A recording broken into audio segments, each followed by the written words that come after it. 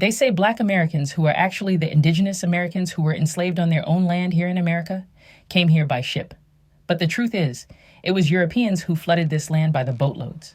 Ship after ship, wave after wave, they poured into the Americas, not enslaved, but seeking land, freedom, and fortune. By the 1700s, tens of thousands of settlers from Ireland, Scotland, and Germany crossed the Atlantic. Philadelphia became the largest port of entry, followed by Baltimore, Charleston, and Boston. They came for farmland, religious freedom, and new beginnings, entire families stepping onto land already inhabited by indigenous nations. But while newcomers were building new lives, Indigenous Americans, the original people of this soil, were being erased on paper.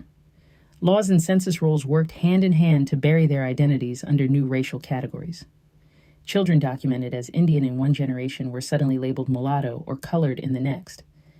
In just a few decades, millions of indigenous bloodlines were hidden in plain sight. The 19th and early 20th centuries brought an even greater surge. Between 1892 and 1954, more than 12 million Europeans, Italians, Polish, Russians, Greeks, Germans, Jews, and others passed through Ellis Island alone. Other ports like Galveston, Boston, and New Orleans received thousands more. Most of immigrants flock in, 1 million a year. They come in teeming steerages from Italy, Russia, Central Europe, hoping for a better life and dreaming that America's streets are paved with gold. They will They boarded in many parts of Europe and in many kinds of vessels, most to New York and some to other ports. But they had one thing in common. They were traveling steerage, and the steamship companies understood the profit in numbers.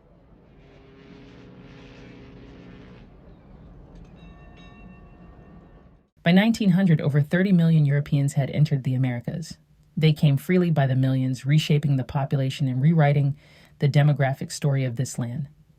But as ships unloaded their passengers, another story was being buried. The people already here were being renamed, reclassified, and pushed out of history. This history matters because it changes everything about how we understand identity in America. If we only believe that so-called Black Americans came here solely as Africans in chains, although they were on this land long before any European or African set foot here, we accept the lie that they have no ancestral claim to this land. But the records, the reclassifications, and the lived history tell a different story. Europeans came here by the boatloads. They brought disease, famine, and policies that erased entire nations.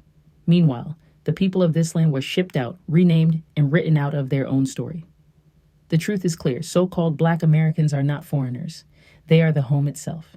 So, the next time a European tells any of us to go back to Africa, just remember this. We were already here, and we are still here. But think about where your ancestors came from.